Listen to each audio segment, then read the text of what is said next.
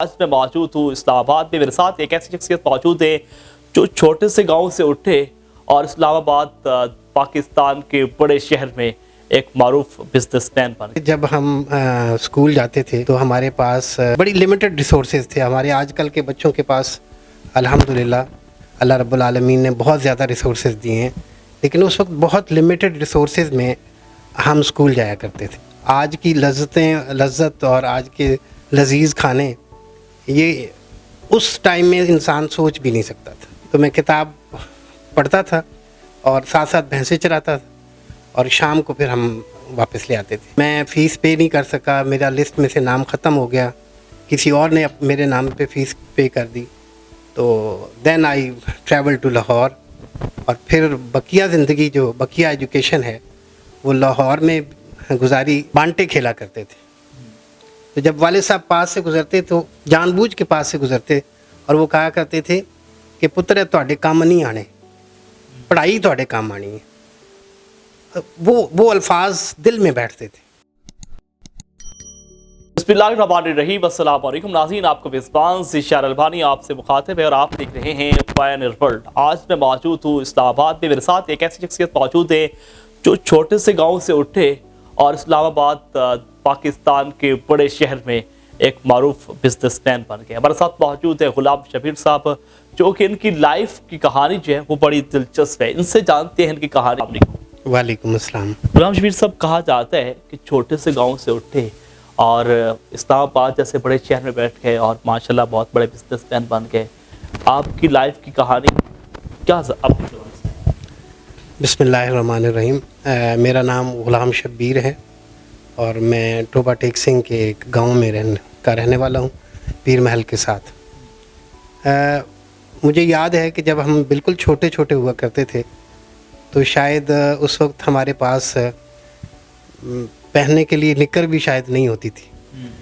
बहुत छोटे, जिस तरह आज के छोटे बच्चे जो हैं उनको प्रॉपर ड्रेस मिलता है और उस तरह वो प्रॉपर कपड़े पहनते हैं, शायद हम उस वक्त ये सेंस भी नहीं थी। देन आई डू रिमेंबर कि जब हम स्कूल जाते थे तो हमारे पास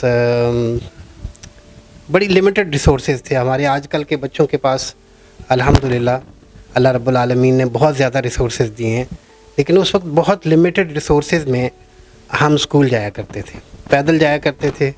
मॉर्निंग में जो सेशन होता था वो हम जब घर से निकलते थे, हमारा गांव बेसिकली गांव के बाहर स्कूल था, हमारा डेरा था जहाँ पे हमारा अपना घर था और स्कूल गांव में था।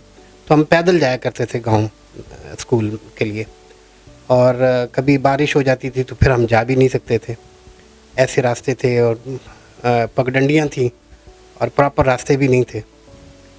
तो वहाँ से फिर ये हुआ कि बड़े नॉर्मल से, और हमें लगता नहीं है कि वो मुश्किल हालात थे, क्योंकि आज महसूस होता है कि वो हालात वाकई मुश्किल थे। क्योंकि आजकल के रिसोर्सेज को जब मैं कंपेयर करता हूँ पुराने रिसोर्सेज के साथ, तो that was some time I feel shocking कि यार क्या हमने वो लाइफ गुजारी है। अल्हम्दुलिल्लाह I have spent that life. और उसके बाद फिर प्राइमरी स्कूल से हम हाई स्कूल में आ गए। तो हाई स्कूल भी हमारे गांव से हमारे घर से तकरीबन 6 किलोमीटर दूर था, जो कि हम डेली 6 किलोमीटर जाना और 6 किलोमीटर वापस आना, ये हम पैदल जाया करते थे। और बड़ी सरप्राइजिंगली मुझे एक बात याद है कि हमारी जो भुट्टो चप्पल होती थी वो टूट जाती थी, तो हम अंग्रेज़ी किकर का एक बड़ा सा कांटा उसमें डाल के, टायरों वाली जूती हुआ टायरों, एक वो भुट्टो चप्पल थी, एक दूसरी एक और चप्पल हुआ करती थी जो हम उस वक्त पहना करते थे। And some time we have to walk all the way from school to village without any, you see, wearing any shoes. तो ये आज महसूस होता है कि यार वो कितना मुश्किल वक्त था, but at that time I think वो एक नॉर्मल लाइफ थी हमारे लिए। सर ये बताइएगा कि वो देहात में जानवर चराने का तक से आज ऑफिस तक का सफ़र कितनी मुश्किल आता है? ज़ीशान, जहाँ तक मुझे याद पड़ता है कि वहाँ पे ऐसा हमें मुश्किलात महसूस नहीं हुई। जिन हालात में हम रहते थे हम उन हालात के आदी थे। लेकिन आज के बच्चे, अगर हम उनको कहें कि आप ان حالات میں وقت گزاریں تو ان کے لیے بہت مشکل ہے. اس لیے ہم کہہ سکتے ہیں کہ وہ کھٹن ماحول تھا, کھٹن حالات تھے اور تنگ دستی کے زمانے تھے. میری ماں مجھے بتایا کرتی ہیں بعض دفعہ, اللہ تعالیٰ ان کو زندگی دے, وہ ابھی بھی زندہ ہیں, میرے والد صاحب فوت ہو گئے, تو وہ کہا کرتی ہیں کہ پتر اسی جدوں چھوٹے چھوٹے ہوندے سی نا, ادوں گھر 'ਚ سالن نہیں ਹੁੰਦਾ ਸੀ ਤੇ ਅਸੀਂ ਚਾਹ ਦੇ ਨਾਲ ਰੋਟੀ ਖਾ ਕੇ ਤੇ ਗੁਜ਼ਾਰਾ ਕਰ ਲੈਂਦੇ ਹੁੰਦੇ ਸੀ. And that was really difficult time. آج کی لذت اور آج کے لذیذ کھانے یہ اس ٹائم میں انسان سوچ بھی نہیں سکتا تھا. کتنی تعلیم حاصل کی آپ نے؟ تعلیم حاصل کرنے کا شوق مجھے بچپن سے ہی تھا, اور بچپن سے ہی الحمدللہ اس طرح کا شوق تھا کہ جب میں اسکول سے واپس آتا تھا نا, ہائی اسکول سے, تو میں اپنی بھینسوں کو لے کر باہر چرانے کے لیے لے جایا کرتا تھا. اب آپ کے ہاتھ میں تو یقیناً this is a very good and interesting کہ میں ہمیشہ کتاب کو اپنے ہاتھ میں رکھتا تھا. وہ میری 4-5 بھینسیں تھیں, تو ایک بھینس کے اوپر بیٹھ کے تو میں کتاب پڑھتا تھا اور ساتھ ساتھ بھینسیں چراتا تھا, اور شام کو پھر ہم واپس لے آتے تھے. اور جو میکسیمم کام ہے وہ میں وہاں بھینسیں چراتے ہوئے کر لیتا تھا. تو وہاں پھر میٹرک میں نے وہاں کی. پھر میٹرک کرنے کے بعد فیصل آباد میں مجھے دھوبی گھاٹ میں ایڈمیشن ملا. بٹ ایٹ دیٹ ٹائم جیسے میں نے آپ کو بتایا نا کہ بڑے مشکل حالات تھے, تو فیس بھی بہت تھوڑی سی تھی, لیکن میرے والد صاحب جو تھے وہ فیس پے نہیں کر سکے. اس وقت جو ہے نا وہ فیس نارمل تھی, لیکن ادا کرنا بہت مشکل. ادا میرے لیے مشکل تھا, کچھ لوگوں کے لیے شاید مشکل نہیں تھا. تو میرے والد صاحب نے مجھے اس میں 50 روپے یا 60 روپے دیے ہوں گے یا 100 روپے دیے ہوں گے. تو بجائے اس کے کہ میں فی پے کرتا, پھر میں لاہور کا سفر میں نے کیا. پیر محل سے میں نے ٹرین اسٹیشن سے ٹرین پہ بیٹھا, اور میرے ایک ماموزاد بھائی تھے, ان کے پاس میں لاہور آ گیا. جب میں فیس پے نہیں کر سکا, میرا لسٹ میں سے نام ختم ہو گیا, کسی اور نے میرے نام پہ فیس پے کر دی, تو دین آئی ٹریول ٹو لاہور. اور پھر بقیہ زندگی جو بقیہ ایجوکیشن ہے وہ لاہور میں گزاری حاصل کی, اور بڑی مشکل سے حاصل کی. آپ کے اچھے وقت کے آنے کا ٹرننگ پوائنٹ کون سا ہے؟ یہ بڑا دلچسپ سوال ہے, اور میں اس کا جواب یوں دوں گا کہ جب میں لاہور وہاں پہ گیا تو بیسیکلی 1 سال میں نے ایک ڈاکٹر کے پاس نوکری کر کے گزارا. جب شروع میں گیا تو میں اپنے بھائی کو کہا کرتا تھا, جو میرے بردر ان لا تھے, کہ یار مجھے نوکری لے دیں, کیونکہ ابھی تو میں داخلہ نہیں لے سکتا, تو داخلے کا ٹائم گزر گیا ہے, اب یہاں پہ جان پہچان بھی کوئی نہیں ہے. تو وہ کہتے تھے نہیں, اگلے سال تک تم انتظار کرو تو تمہیں داخلہ لے دوں گا. اب وہ جب انہوں نے میری بات نہیں مانی تو میں اللہ سے دعا بھی کرتا تھا مسجد میں بیٹھ کے. تو ایک ڈاکٹر کی دکان پہ مجھے ڈسپینسر کی نوکری مل گئی, اور میرا خیال ہے اس وقت انہوں نے مجھے میری تنخواہ مقرر کی 300 روپے.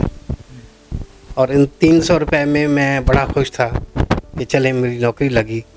اور میں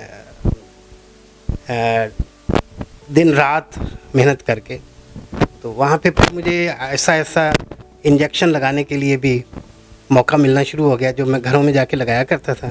اس کا بھی مجھے معاوضہ ملتا تھا, شاید 10 روپے یا 5 روپے اس وقت. وہ آئی ایم ٹاکنگ اباؤٹ 1983-84 کی بات کر رہا ہوں میں.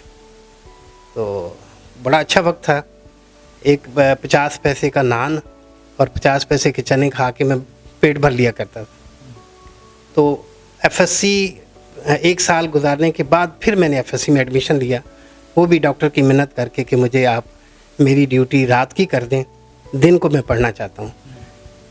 اس کی ریزن اس کے پیچھے جو تھی, میری 2 ریزنز تھیں میرے شوق کی. ایک ریزن یہ تھی کہ میرے جو والد صاحب تھے وہ مجھے پڑھانا چاہتے تھے, اور ان کا بڑا شوق تھا کہ میرا بیٹا جو ہے وہ کوئی افسر لگے, وہ کوئی تحصیلدار لگے, کوئی پٹواری لگے, کوئی قانون گو لگے, اکارڈنگ ٹو دی انوائرمنٹ, ہمارے جو گاؤں کا انوائرمنٹ تھا اس کے مطابق. बट अल्लाह नोज़ बेटर कि इंसान ने क्या बनना होता है। तो वहाँ जब मैं FSC में मैंने एडमिशन लिया डॉक्टर से रिक्वेस्ट करके, तो उन्होंने फिर मेरी ड्यूटी रात की कर दी और दिन को मैंने वहाँ पे government model college model town हुआ करता था G ब्लॉक में, वहाँ पे फिर मैंने एडमिशन लिया और उसके बाद फिर मेरी पढ़ाई शुरू हो गई। और इसको एक वाले साहब मोटिवेट करने वाले थे, एक वहाँ पे डॉक्टर फैज़ थे अल्लाह उनको गरीक रहमत करे, अल्लाह उनको जन्नत में जगह अता फरमाए। बहुत नाइस आदमी थे, वो मुझे मोटिवेट किया करते थे कि बेटे अगर पढ़ लोगे तो बहुत अच्छा रह जाएगा। आपकी ज़िंदगी में कोई ना कोई ऐसा शख्स आता है जो आपकी लाइफ बदलने में आपका साथ देता है, क्या डॉक्टर फैज़ साहब का किरदार है? डॉक्टर फैज़ साहब का किरदार भी है और मेरे वालिद साहब का किरदार इसमें बहुत ज़्यादा है। मेरे वालिद साहब की जो ख्वाहिशात थीं या जो आप कह सकते हैं जो मोटिवेशन थी, वो यकीनन बहुत ज़्यादा थी। उसकी एक मिसाल ये है कि जब हम अपने डेरे पर रहते थे तो वहाँ पे हम बांटे खेला करते थे। तो जब वालिद साहब पास से गुज़रते तो जानबूझ के पास से गुज़रते और वो कहा करते थे कि पुत्र तुहाडे काम नहीं आने, पढ़ाई तुहाडे काम आनी है। वो अल्फाज दिल में बैठते थे।